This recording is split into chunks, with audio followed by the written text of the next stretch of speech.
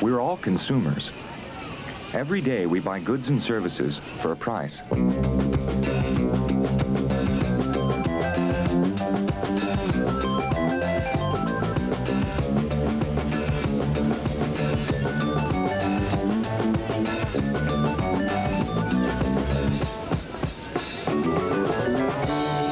We go to all sorts of places to purchase things we decide we need, want, and can afford. The price we pay for these goods and services plays an important part in our lives, and in the lives of everyone else in the marketplace. From the people who produce what we buy,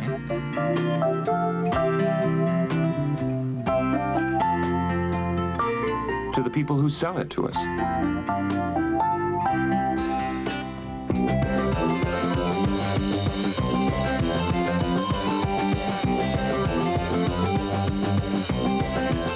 What determines the prices we pay?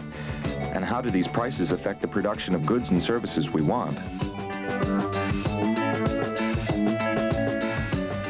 Or don't want?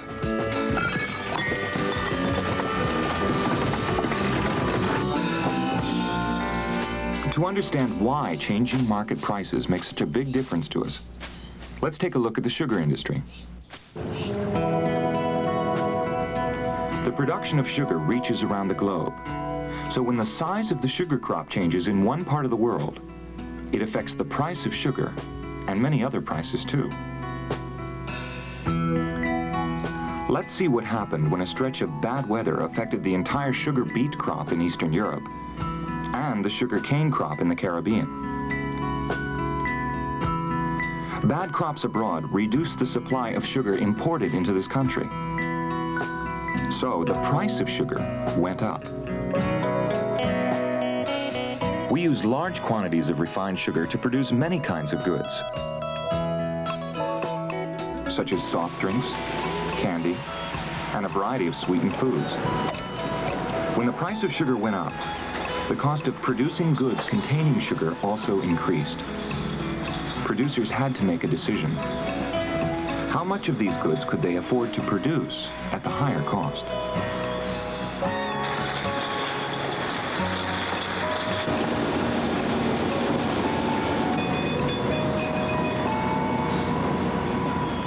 Producers of soft drinks increased the price, hoping that people would be willing to pay more for something they wanted.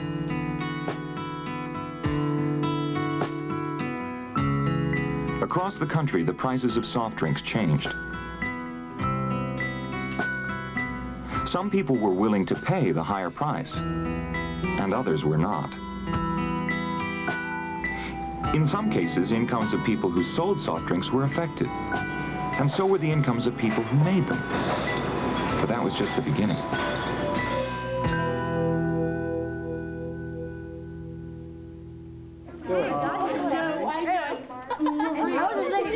People who buy soft drinks often buy food or amusements at the same time and in the same place, such as restaurants, arcades, movie theaters, and at sporting events. The increased price of sugar and soft drinks affected the incomes of all those businesses too.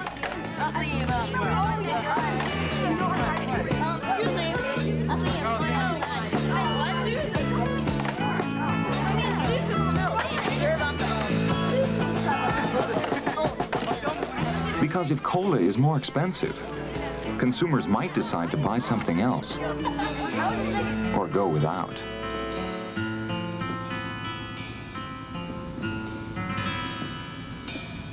Hi, Mike. Hi, Michael. Hey, gang. Boy, this place is really dead. Yeah, well, it's been this way all afternoon. Give me a couple burgers. I'm starved. Okay. Wait a minute, you guys. I have to see how much money I have.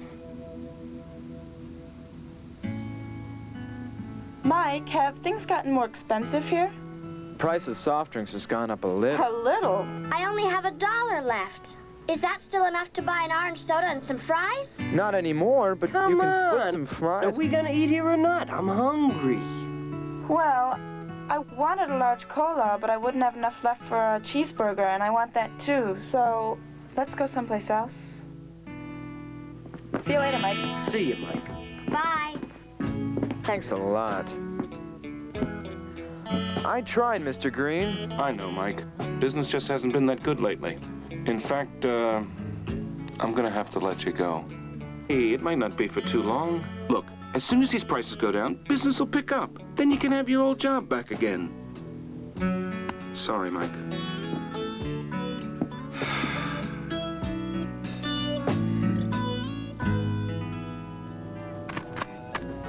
The same thing that happened to soft drinks happened to candy.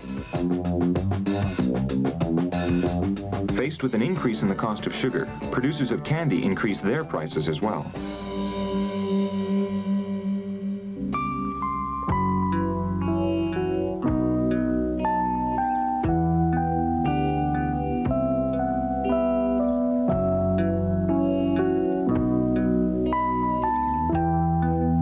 Tough choice, huh? Last year I got my mom a box of chocolate creams because that's her favorite. Well, why not do the same thing again this year? Seems like all the stuff cost more than I remembered and much more than I have. Our candy prices have gone up the last few months. I guess I'll have to get her something else. Sorry. Due to the higher price, candy sales were off in stores, in vending machines, in movie theaters. Orange popcorn? Thank you. And the people who produce candy, who make the wrapping and boxes it comes in, who sell it, all those people were affected by the price change in sugar, just as Mike was.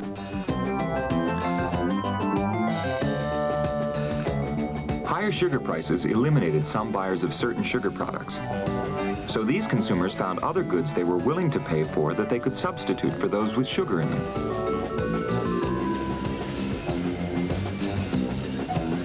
Such as fresh fruit, juices, and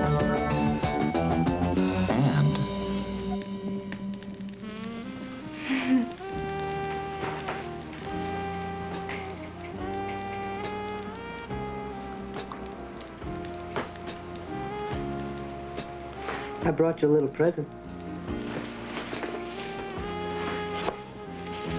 Happy Valentine's Day. That's so sweet of you. This is my favorite kind. Oh, Bill, you shouldn't have. I picked it out especially for you.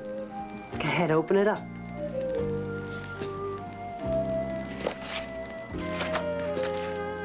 Well, read what it says. I love chocolate. Oh, look, it's perfect. I bought a little something for you for our anniversary, too. Just a token of my love. Hope you like it. Oh. You never forget, darling. Every year since our wedding night, jelly beans.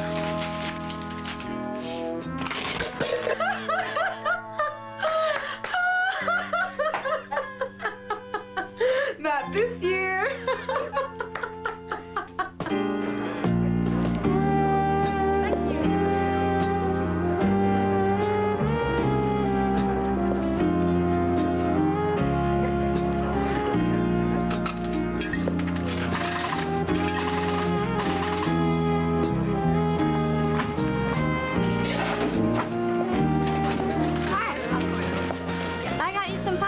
What'd you get me? It's a surprise. I'll tell you when we get inside. Really? I love surprises. Just as long as it isn't peanuts, because peanuts make me break out.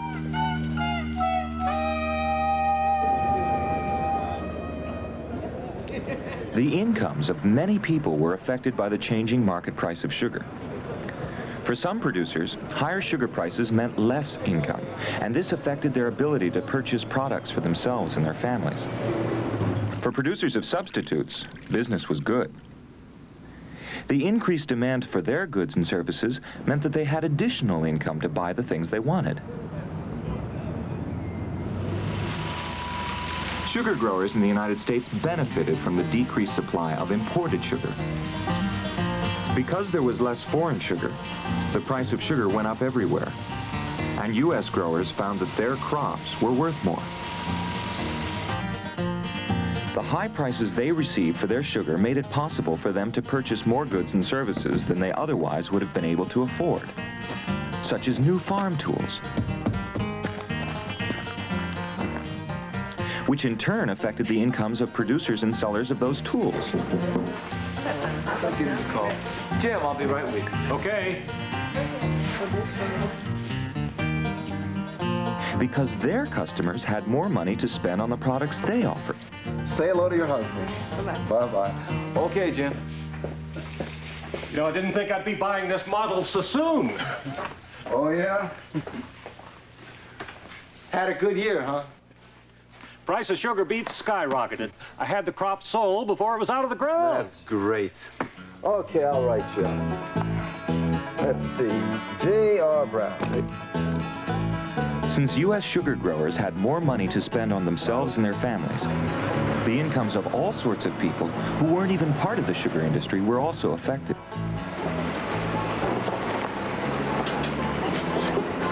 Hi. Hi. Good day today? Uh-huh. Good, good. Here, I'll get it. Oh, good. I'm gonna go look at the boots again. Oh, thank you. Hey, Dad, come here. Come on, Dad, please. They're great boots. All the kids have them. Well, okay. I've been meaning to give you a raise in your allowance ever since we sold the crop. Do you mean I have a permanent raise? Well, better think of it as a bonus. You may have to take a cut next year.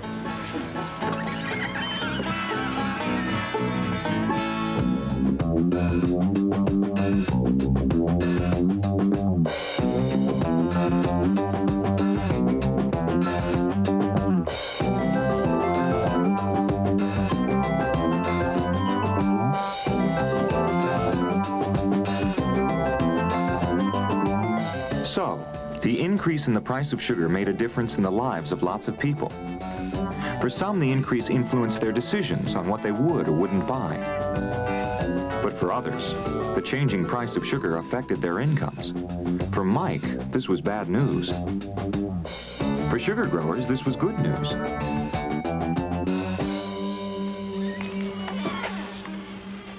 How you like them? Great. Thanks a lot. Okay. So changing market prices determine decisions we make as consumers. Decisions made every day. What kinds of decisions will be made the next year if the sugar crop is a good one and the price of sugar goes down?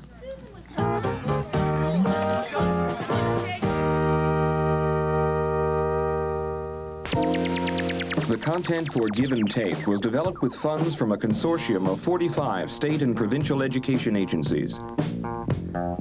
Other funds were provided by these corporations and foundations.